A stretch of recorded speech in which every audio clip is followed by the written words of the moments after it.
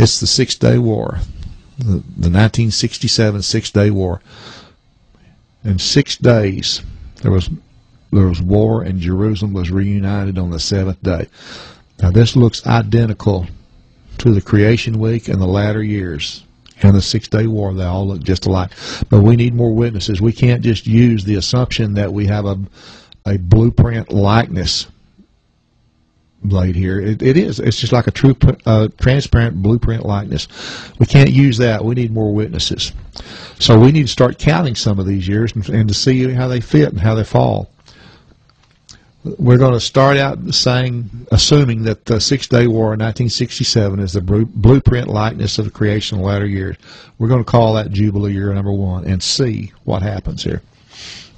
So, if we'll take 1967 and just deduct 50 years off of that, see what the next one comes up to be, see if it's anything important or a dynamic year of any type that might appear to be a Jubilee. So 1967 minus 50 years brings us to the 1917. This is the year the 400-year Islamic rule ended. This is the Balfour Declaration. This is the year that General Allenby came in there. As a matter of fact, I think they even had patches, wing patches on their uniforms as they flew over Jerusalem. A very symbolic thing. This definitely looks like a Jubilee year. We're going to call this Jubilee year number 2. Now let's take 1917 and take another 50 years off.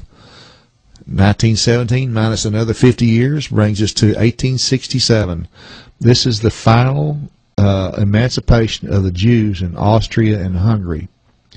That's definitely looks as though a Jubilee year. Now, these dates were not just dreamed up. They were actually taken off a website from the Division of Israel Foreign Ministry. Anybody can go to this website and get all these. Now, let's go a little further here. It's 1867. If we go ahead and click off 50 years all the way back, it'll take us exactly to 333 BC. 333 BC just happens to be the year that Alexander the Great, who was called the second beast, described as a he-goat with one horn, conquered the Medes and the Persians. The first beast, which was described as the ram with 2 uneven horns. It brings us back to this right here. Now, we've been going backwards all this time, but we need to see what's in front of us. So let's see what the next Jubilee year would be. We'll go to our earliest known Jubilee, our latest known Jubilee years, 1967. We're going to add 50 years to that. It brings us to 2017. So it's in the future. How can we find out? Is it or isn't it? We'll use just a little bit of logic. We'll go back to Daniel's 70th week, and we'll use a little bit of logic to determine this, for God to give us the answer like He did with the manna week here, or the manna week date. Okay, 2017. Now this is a given here. We're obviously in or near the new millennium, which means we're near 6,000 years from Adam to the present. That's a given. We all know that. We've discovered that 120 Jubilees equals 6,000 years, which means that the next Jubilee is most likely the 120th one, which is the Lord's Jubilee, since we're around 6,000 years. So, and that's the time of restitution of all things. So, let's go back to Daniel's prophecy now and apply what we know. Daniel said, from the going forth of the commandment to restore, 70 years are given to make an end of sin and to anoint the most holy. So from that commandment to the millennium rest is 70 years. And we're saying that this millennium rest possibly is a Jubilee year of 2017. Well, how do we determine that? Did some commandment go forth 70 years before 2017, all the way back down to here?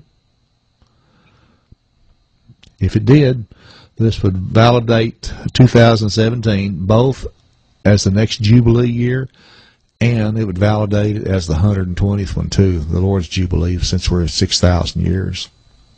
So This commandment that went forth, it should be a major thing right over here. Why? Because that would be the event that starts this countdown, Daniel's countdown of years to the Lord's return. That's going to be a major thing right here.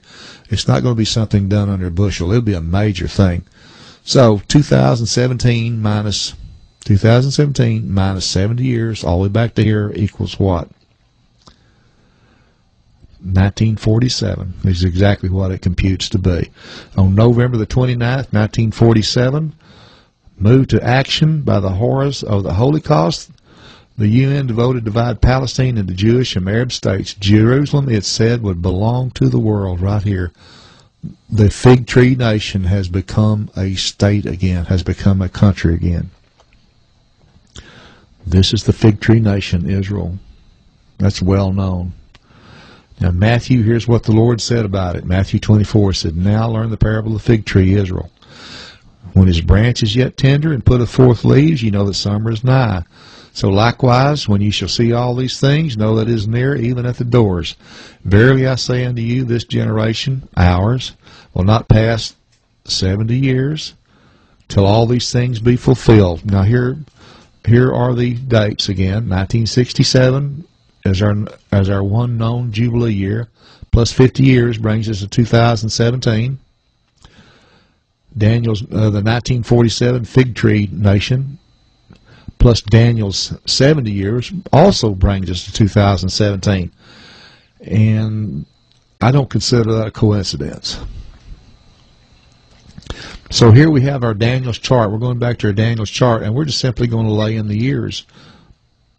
November 29th, 1947 is the starting point when the commandment went forth. Now, we're not talking about when God made it happen. God made it happen in 1948. The Scripture says specifically from the going forth of the commandment. The commandment went forth here in 1947. Israel became a nation again in 48, but the commandment went forth here. So 1947 plus 70 years comes to 2017, of God's rest. The rest begins. The next line was from the going forth of the commandment unto the Messiah. It'll be 70 and 2 years. That's 69 years. So from 1947 plus 69 brings us 2016 to the end of tribulation, the Lord's return. The next line, or the prophetic baseline, it says after 62 years, so 1947 plus after 62 years, the 62 years onto that brings us to 2009. The after 62 years in between here, the prophetic week, comes to 2010 to 2016. So we have a 3.5 year period on this side, a 3.5 year period on this side, and in the midst of the week, in between there is 2013. According to the Daniel's timeline thing that the angel gave Daniel, the year will be 2013 as the midst of the week when the altar is shut down and the abomination is done. So now let's look at our confirming witnesses. Daniel's 70 Shavuot, or years, prophecy timeline has been given. The visual blueprint of the creation in the latter years has been given. He's given us a 1967 Six-Day War as the Jubilee year. He's also given us the ancient times showing the things are yet to come. We've had 200 years of Jubilees counting backward and forward, all the way to 333 BC. And we've got the parable of the fig tree nation, where Israel became a nation again, and that happened in 1947. That's when the commandment went forth. And we also have the confirmation of the 120th Jubilee year. I mean, we have more than 2 or 3 witnesses. We've got a multitude of witnesses here. We only needed 2 or 3, but let's look at one more thing where God shows that He will give us the future just by simply looking at the ancient times. This is going to be a little comparison here. In 1947, the commandment went forth, and Israel became a free nation again. From 1947 to 2017, when the God's rest start, is 70 years. The temple was destroyed in 70 A.D. From 70 A.D., it was destroyed by the Romans. In 70 A.D. to this point is 1947 years. Adam was conceived in 1947 BC. From his conception until the temple being destroyed was 2017 years. From Adam until the Exodus, when Israel went forth a free nation, was 50 jubilees. It was a jubilee of jubilees.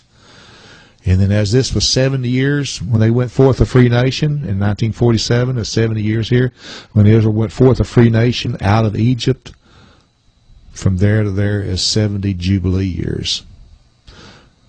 The similarity is absolutely profound. So,